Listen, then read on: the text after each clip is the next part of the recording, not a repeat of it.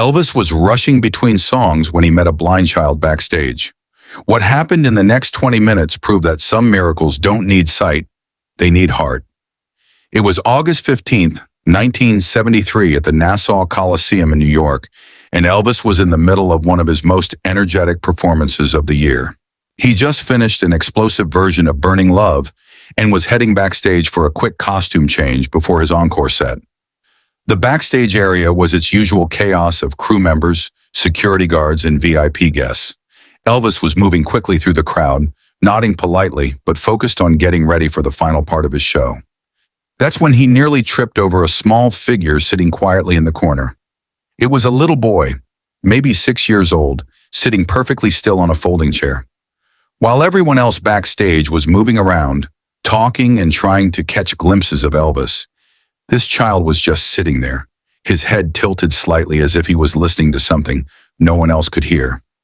What stopped Elvis in his tracks wasn't just the boy's stillness. It was the fact that he was clearly blind.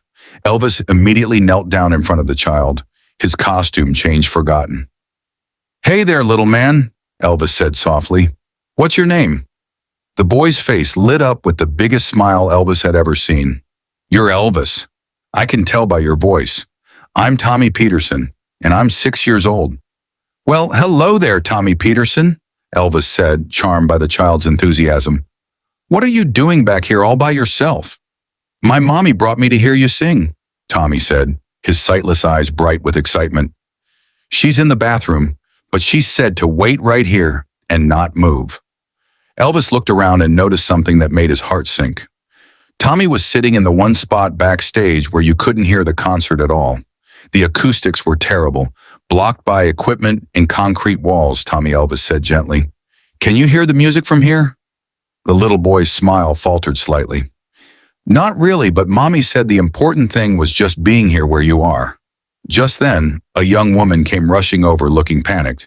"Tommy, I told you not to talk to anyone," she said, then stopped dead when she saw who her son was talking to. "Oh my God, you're Elvis Presley." "Yes, ma'am," Elvis said, standing up but keeping his hand on Tommy's shoulder. "And you must be Tommy's mom." "I'm sorry, I don't know your name." "Sarah Peterson," she said, clearly flustered. "I'm so sorry if Tommy bothered you. We're not supposed to be back here." The security guard said, "We could wait here for just a minute." "Well, ma'am," Elvis interrupted gently. "How did you get backstage passes?"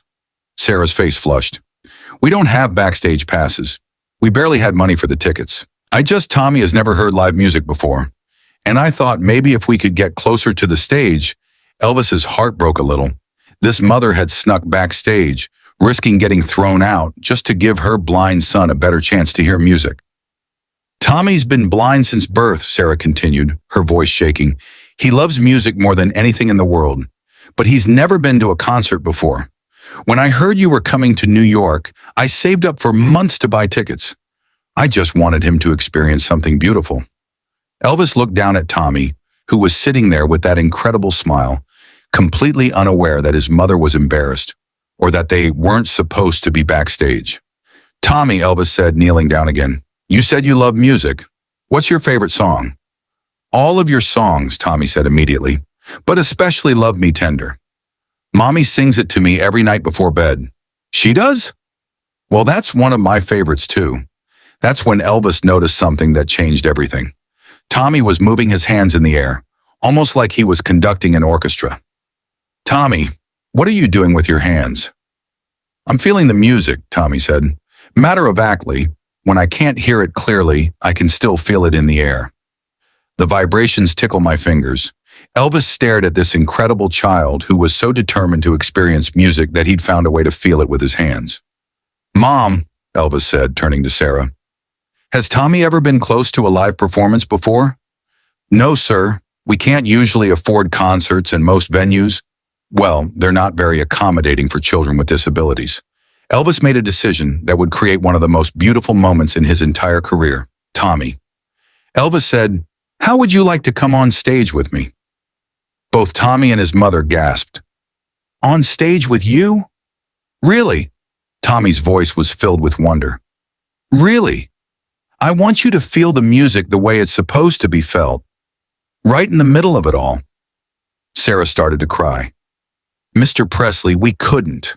I mean, this is too much, ma'am. With all due respect, this isn't too much. This is exactly what music is for. What happened next was unlike anything that had ever occurred in Elvis's backstage routine. Instead of getting ready for his encore, Elvis spent the next 15 minutes preparing Tommy for an experience the boy would remember for the rest of his life. Okay, Tommy, here's what we're going to do, Elvis explained. I'm going to carry you out on stage and we're going to sit at the piano together. You're going to put your hands on the piano while I play so you can feel every note, and then you're going to help me sing for all those people. Tommy was so excited he could barely contain himself. Will I be able to feel all the music? Buddy, you're going to feel music like you've never felt it before. Elvis turned to his band who had been watching this interaction with growing amazement. Boys, change of plans. We're doing something special for the encore. When Elvis walked back onto the Nassau Coliseum stage carrying Tommy Peterson, the audience of 15,000 people didn't know what to expect. They could see that Elvis was carrying a small child, but they couldn't tell anything else from their seats. Ladies and gentlemen, Elvis said into his microphone, I want you to meet my friend Tommy Peterson. Tommy is 6 years old and he loves music more than just about anyone I've ever met. Elvis sat down at the piano with Tommy on his lap. Tommy has a special way of experiencing music, Elvis continued. He feels it with his whole body. Tonight, he's going to help me show all of you what music really sounds like when you listen with your heart instead of just your ears. What followed was the most emotionally powerful performance of Elvis's career. Elvis began playing Love Me Tender on the piano and immediately placed Tommy's small hands on top of his own so the boy could feel every key press, every vibration, every nuance of the music. Tommy's face was radiant with joy. For the first time in his life, he wasn't just hearing music. He was feeling it in his bones, in his fingertips, in his entire being. But then something even more beautiful happened. Tommy began to sing along. His 6-year-old voice, pure and sweet, blended with Elvis's rich baritone in a way that was absolutely magical. But more than that, Tommy was singing with a joy and innocence that reminded everyone in that arena why music mattered in the first place. Love me tender, love me sweet, never let me go. As they sang together, Tommy's hands moved from the piano keys to Elvis's chest, feeling the vibrations of his voice. Then he reached up and gently touched Elvis's face as if he was trying to understand the person behind the music. The most incredible moment came during the second verse when Tommy suddenly stopped singing and said into the microphone, I can feel your smile when you sing. Elvis's voice broke with emotion, but he kept playing. Tommy, can you feel how much music loves you back? Elvis asked. Yes, Tommy whispered, his voice carrying clearly through the arena's sound system. It feels like hugging. There wasn't a dry eye in the house. But Elvis wasn't done creating magic. Tommy, Elvis said, all these people came here tonight because they love music too. Do you think you could help me sing for them? Can they feel the music like I do? Let's find out. Tommy, I want you to help me teach them. Elvis began playing again, but this time he encouraged Tommy to conduct the audience. The little boy, still sitting on Elvis's lap, at the piano began moving his hands to the rhythm of the music. Follow Tommy's hands, Elvis told the audience. Let him show you how to feel the music. 15,000 people began moving their hands in rhythm with Tommy's conducting, and something extraordinary happened.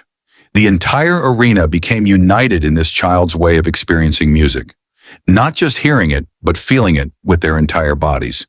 What was supposed to be a simple encore turned into a 45-minute musical education led by a blind 6-year-old boy. Tommy asked Elvis to play different types of songs so he could feel the different vibrations, slow songs, fast songs, gospel songs, rock and roll. With each song, Tommy would describe what he was feeling to the audience. This one feels bouncy, Tommy announced during Jailhouse Rock. This one feels like praying, he said during He's Got the Whole World in His Hands. This one feels like my mommy's hugs, he whispered during Love Me Tender. Elvis and the audience were learning about music through the perspective of a child who experienced it purely through touch and emotion, without any visual distractions. The most profound moment came when Tommy asked Elvis a question that stunned everyone. Elvis, why do people close their eyes when they hear beautiful music? Elvis thought for a moment. I don't know, Tommy. Why do you think they do that? Because they want to feel it the way I do all the time. They want to listen with their hearts instead of their eyes. The wisdom from this 6-year-old boy hit the entire arena like a revelation. Tommy, Elvis said, I think you just taught all of us something very important about music. Before Tommy left the stage, Elvis did something that became legendary. Tommy, I want to give you something. Elvis said he took off one of his signature rings. Not one of his expensive ones, but a simple silver ring that he wore during performances. This ring vibrates when I play piano, Elvis explained. I want you to have it so whenever you touch a piano, you can remember tonight. Tommy felt the ring carefully, then surprised everyone by reaching into his pocket. I want to give you something too, Tommy said. He pulled out a small, obviously handmade bracelet. I made this for you. Mommy helped me with the letters. The bracelet made of simple beads and string spelled out music equals sign. Love in childish lettering. Tommy, Elvis said, his voice thick with emotion, this is the most beautiful gift anyone has ever given me. Before Tommy left the stage, Elvis made a promise that he would keep for the rest of his life. Tommy, whenever I perform anywhere in New York, I want you and your mom to be my special guests. Not in the audience, right here on stage with me. Will you help me make music? Really? Forever. Forever.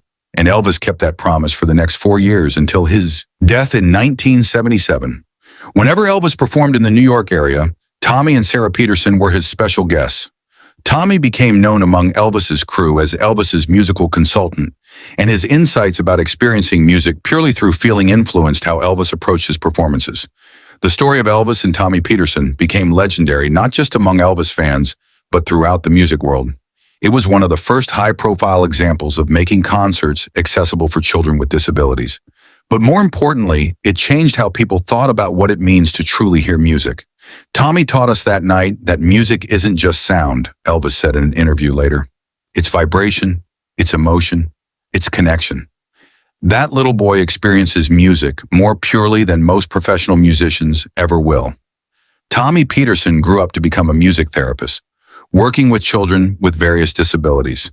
He founded the Feel the Music program, which teaches children to experience music through multiple senses. Elvis showed me that night that having a disability doesn't mean you experience less. Tommy said in a 2020 interview, sometimes it means you experience more.